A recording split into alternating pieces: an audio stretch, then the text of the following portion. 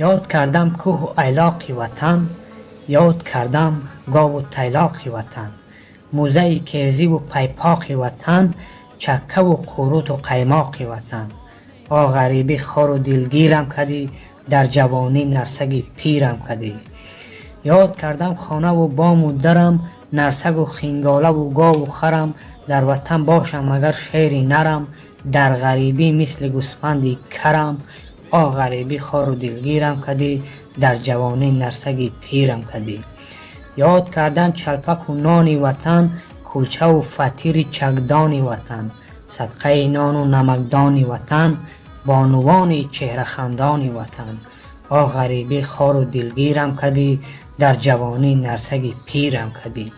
یاد کردم گرسوز و آتله را، جرغات للبسته بزغاله را. شیر علوم کرده گوساله را، بوی کهدان و آغیل و شاله را. غریبی خار و دلگیرم کدی، در جوانی نرسگی پیرم کدی. یاد کردم پمیدار و تربوزه، مزه ناک و کپوست و خربوزه. با رفیقان ششته در کوهی وطن، پختن ششلیکی کبک و نربوزه. غریبی خار و دلگیرم کدی، در جوانی نرسگی پیرم کدی. صدقه انگور و مویزد وطن، پسته و بادام دنگیزد وطن. در وطن هر کی بود با دولت است، صدقه هر چیز و ناچیزد وطن. هر کس دور از وطن مهاجر، یا فقیر و یا جوان زنگیر.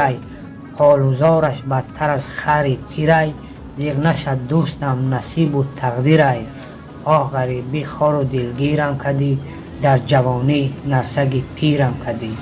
تاجیکستان عزیزم دیگر، جای او در دیده و در جیگر. آب پاک و منظره های دلکشش، داروی درد دل و درد سر.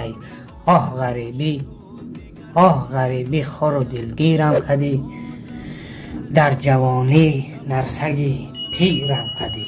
سلامت باشید.